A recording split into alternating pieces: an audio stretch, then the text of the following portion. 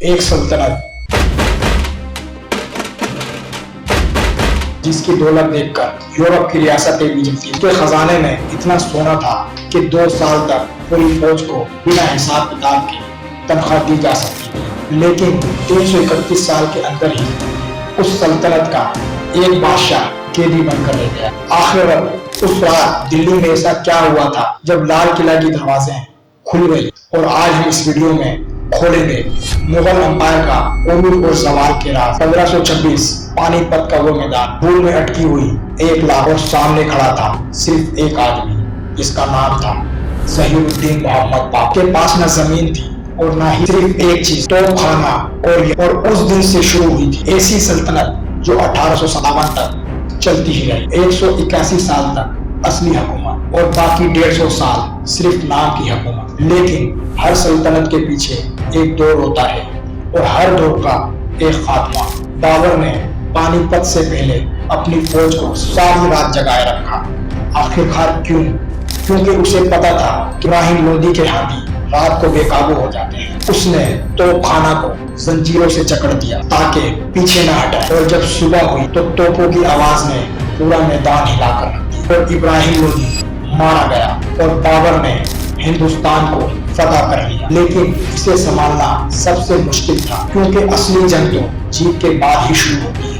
ہمایوں نے سلطنت سنبھالی، لیکن 1540 میں شیر شاہ سوری نے اسے ہندوستان سے نکال دیا۔ 15 سال نہ گھر اور نہ ہی تخت، وہ ایران کے پہاڑوں میں بھاگتا رہا، بھوکا اور پیاسا۔ لوگ کہتے تھے کہ مغل ختم ہو گئے، لیکن ہمایوں نے ایک بات نہیں چھوڑی، اور وہ تھی کتابیں۔ وہ ساری رات پڑھتا تھا، اور جب واپس آیا تو ساتھ لایا پرشین کا ایڈمنسٹریشن اور ایک نیا جذبہ۔ 1555 میں وہ دلی میں واپس آیا، لیکن اس کے 1 سال کے بعد لائبریری کی سیڑھیوں سے گر کر وہ مارا گیا، اور سلطنت پھر سے بے سہارا ہو۔ اور پھر آیا اکبر۔ اکبر صرف 13 سال کا تھا جب اسے تخت ملا، اور اس کی فوج کا جنرل بیرم خان تھا، لیکن سب کو ڈر کیا یہ لڑکا حکومت سنبھال پائے گا۔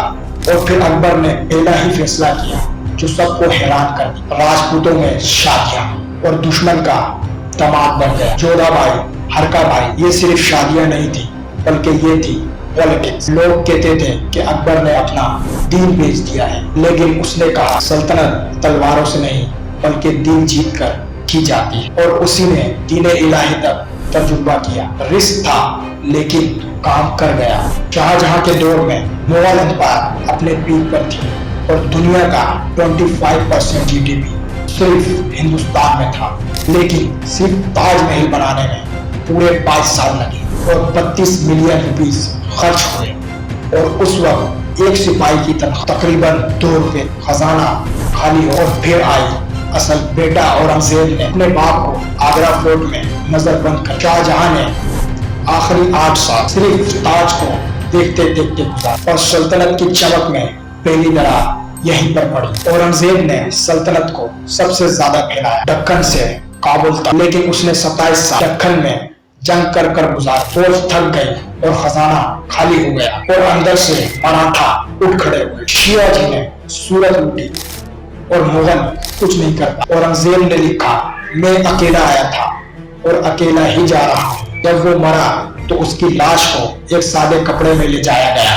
سلطنت اب اندر سے کھوکھلی ہو گئی تھی۔ بہادر شاہ ظفر 87 سال کا تھا جب 1857 کا غدر ہوا۔ اس کے پاس نہ فوج تھی نہ پیسہ، صرف نام تھا، اور پھر انگریزوں نے دلی کو فتح کر لیا۔ ظفر کو پکڑا گیا اور اس کے 2 بیٹے اسی کے سامنے قتل کر دیے گئے، اور اسے رنگون بھیج دیا گیا، جہاں وہ ایک چھوٹے سے کمرے میں مر گیا۔ یہ صرف ایک شخص کا زوال نہیں تھا بلکہ ایک سسٹم کا خاتمہ تھا۔ مغل امپائر کی تاریخ میں یہ ایک وارننگ ہے، تخت، دولت اور نام سب کچھ ختم ہو جاتے اگر اندر سے انصاف اور اتحاد۔ اکبر نے دل جیت کر سلطنت، اور اورنگزیب کے بعد لوگوں نے دل کو کھونا شروع کر دیا۔